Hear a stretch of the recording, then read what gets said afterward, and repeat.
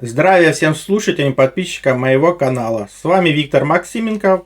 И в этом видео предлагаю рассмотреть то, что на нашей Земле существуют представители параллельных цивилизаций, плюс их следы генетических экспериментов в виде монстров и различных существ, которые людьми не являются, хотя человекоподобны.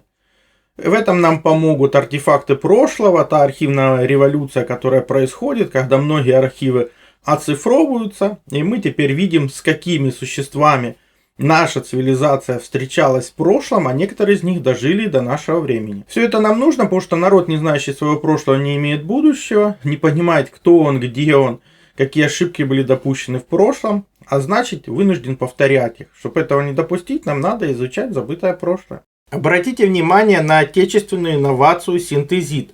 Это не просто железо, это результат серьезной научной работы российских исследователей. Вот, например, кровь мужчины до приема синтезита. Эритроциты слипшиеся, нарушен перенос кислорода. Именно это часто становится причиной хронической усталости, заболеваний сердца и сосудов. А теперь его кровь уже через час после приема синтезита. Эритроциты в норме, кровь свободно несет кислород ко всем органам. Это помогает восстановить энергию, улучшить самочувствие и снизить риски инсульта и инфаркта. Не случайно врачи и тренеры именитых спортсменов рекомендуют синтезит. И вы можете найти сотни отзывов обычных людей, которые ощутили разницу. И, кстати, отзывы подтверждены множеством научных исследований, что вообще очень большая редкость для производителей таких добавок. Ссылка на сайт производителя из соцсети в описании. Только для моих подписчиков скидка 20% по промокоду Виктор20. Успейте, пока действует акция. Например, есть информация про фекстов, то есть бессмертные солдаты. Впервые данные о них появились в 17 веке во время 30-летней войны. Они неуязвимы, фактически бессмертные солдаты. Считается, что они рождались от родителей колдунов, либо получают магическую силу во взрослом возрасте. Фексты обладают огромной силой, не чувствовали усталости и голода, не горели в огне, были защищены от всех видов оружия, кроме стеклянной пули. Они не испытывали человеческих эмоций и привязанности, их не интересовали ни деньги, ни военные почести. Плюс они отличались большой силой. То есть считается, что в начале Первой мировой войны последний фекст покинул Прагу. Ну, по мне, эти характеристики больше принадлежат роботу, чем человеку. И самое интересное, что убить их можно было стеклянной пулей. А какое ваше мнение? Подобных чудес хватает. Что может фексты это применение магии, ну вот мумия пришельца. Потому что это точно не человек. Обратите внимание на его размер. Это даже не лилипут, это что-то совсем уже маленькое. Нашли это мумию золотоискателя в 40-х годах в горах Сан-Педро, США. Смерть у него была насильственная. Питалось оно и мясом, в том числе, потому что остатки его были найдены в желудке. Но это точно не человек. Может, представитель как раз подземной цивилизации. Не обязательно прям пришелец из космоса. Потому что перед нами опять же находка мумифицированное тело шведского домового. Датировка 1864 год. Надпись на ящике гласит: этот домовой был найден моим отцом Яном Петером Петерсоном зимой 1864 года внутри стены старого сарая. Он был уже мертв. То есть перед нами либо как раз представитель гномов подземной цивилизации, либо действительно домовой. Оставьте ваше мнение в комментарии. Существует ли подземная цивилизация? Цивилизация легендарного Аида? Все может быть, потому что перед вами то, что в 1720 году имперское казначейство Вены официально засвидетельствовало, что это настоящий демон. Дух, запертый во время изгнания нечистой силы от одержимого человека в Германии столетия ранее. То есть считается, что это произошло где-то в начале 17 века. Вот такой маленький злой дух, скажем так. Но злой дух — это подземная цивилизация. Плюс вы помните такую фигуру речи, как голубая кровь. Перед вами семья Фьюгейт, то есть синие люди Кентукки. Они прибыли изначально из Франции, считаются потомками французских гугенотов и имели синий цвет кожи. Поэтому голубая кровь — это не фигура речи, это, скорее всего, особенность так как она проявляется у тех, кто изначально жил под землей. То есть это определенная генетическая мутация. Потому что в тех же, говорит, древнеегипетских папирусах говорится о том, что фараоны Египта общались с подземным миром, к которому можно было получить доступ через секретные туннели под пирамидами. Например, тот же Осирис, бог возрождения, царь загробного мира в древнеегипетской мифологии, судья душ усопших. Он имел зеленый цвет кожи. Тот же самый зеленый цвет кожи имели зеленые дети Вулпита, то есть это эпизод из 12 века английской истории, когда нашли двух детей, они имели зеленый цвет кожи, не понимали язык, не ели то, что едят все, и только со временем их приучили есть обычную пищу, и цвет кожи у них изменился. То есть это люди, но они жили в совершенно других условиях, то есть, скорее всего, просто под землей. То есть синий цвет кожи, зеленый цвет кожи – это как раз характеристика подземных жителей. Они могут быть и людьми, могут быть, соответственно, и смеси определенных видов с людьми, и совершенно нечеловеческую природу иметь. Каждый скажет, ну если это подобное происходило, должны быть и костные останки. Да, вот в горах Адыгеи, в Кавказском регионе, был обнаружен чемодан с эмблемой Ананербы и двумя черепами неизвестных существ. Что это за существа, непонятно, но у существ есть рога определенные. То есть никаким известным животным они не относятся. Плюс Ананербе как раз исследовала те места, где есть выходы подземных цивилизаций, другие цивилизации, их останки. Поэтому ничего удивительного в этом нет. Тоже этот удивительный череп был обнаружен в Болгарии. То есть в чем его суть? У него нет рта. То есть это совершенно не человек, не какой-то гибрид. Это какая-то другая форма жизни, нам неизвестна, и как она питалась, непонятно. Опять же, зная из легенд древних, мы знаем, что проводились эксперименты, смешивались обезьяны с рептилиями для того, чтобы достигнуть максимальной человекоподобности.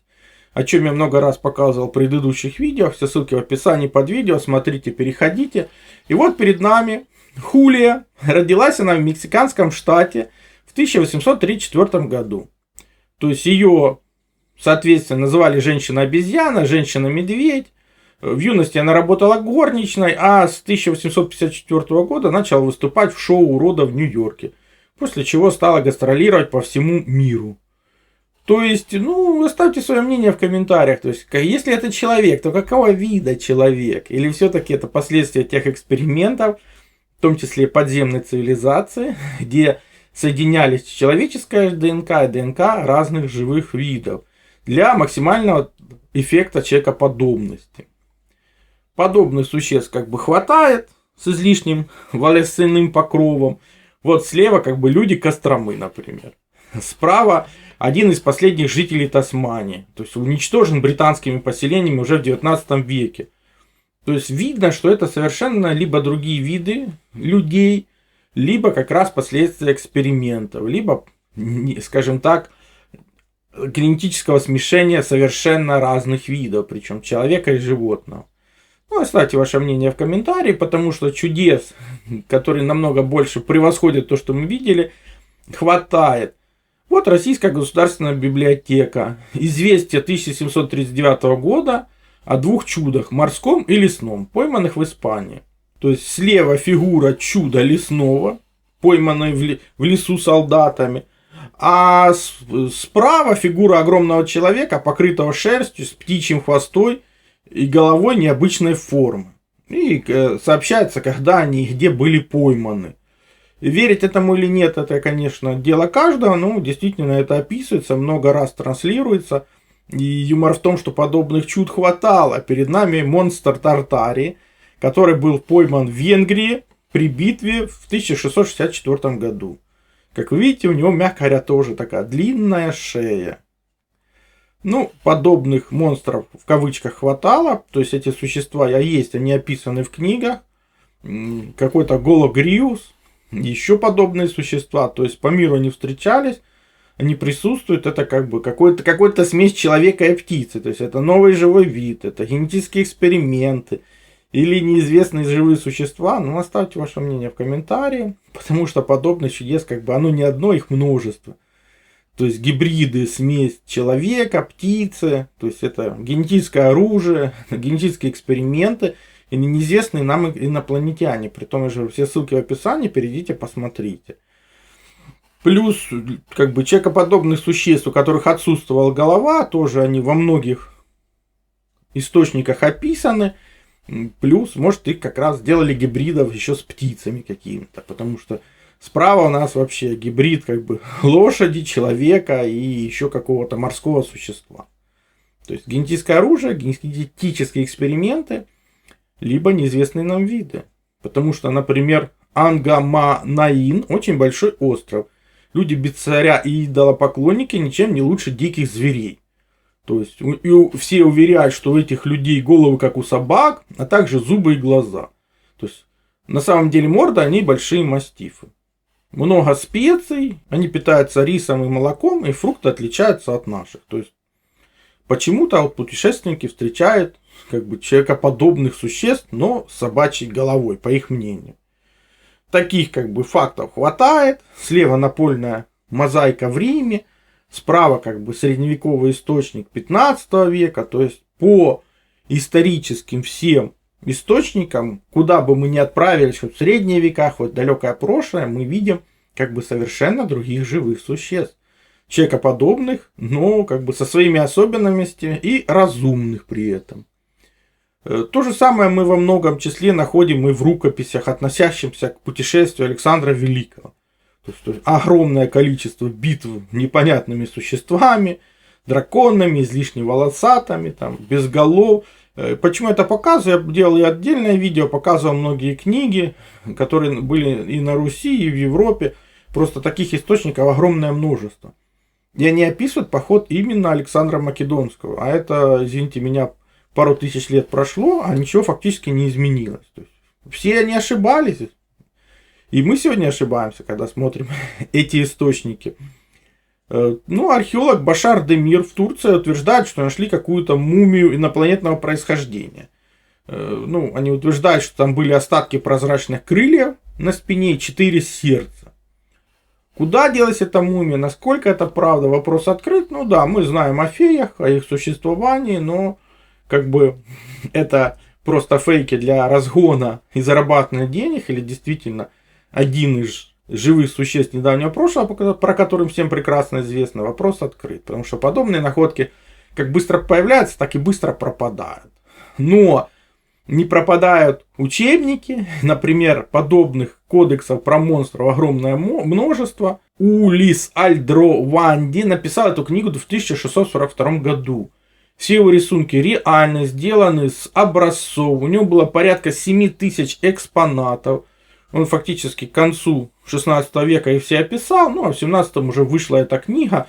И таких книг, кстати, очень множество. Про огромное количество монстров, генетических мутаций, неизвестных живых существ, гигантов в том числе. Поэтому обозвать все это, ну, это фантазии людей, как бы, прошлого не получится. То есть это реальность недавнего прошлого. Сказочного прошлого, которое погибло примерно в 17 веке от очередной глобальной катастрофы. Это к вопросу, почему сейчас мы не видим их в таком большом количестве. Ответ простой. Глобальная периодическая катастрофа, которая в итоге привела к вымиранию подобных видов. Ну, хотя, возможно, и другие варианты. Ну, помните, повторение мать учения, но информация с первого раза никогда не усваивается. Смотрите видео столько раз, сколько нужно. И поделитесь ими в социальных сетях. Все ссылки на использованные материалы, как всегда, в описании под видео. Кнопочку еще нажмите. Ну, в интернете архивная революция. Интернет вам в помощь. Он на Пинтересте больше всего как раз подобных источников, фотографий с различных книг, показывающих и жителей параллельных цивилизаций, и совершенно непонятных монстров. Ну и просьба не превращаться в четвертую обезьяну нашего времени, которая ничего не видит, ничего не слышит, ни о чем не говорит. Поставьте лайк, напишите ваш комментарий, поделитесь в соцсетях видео, подпишитесь на канал. Это поможет увеличить количество здравомыслия в нашем мире. Ну а больше материалов на данную тему на канале, ну и в конечных заставках к видео.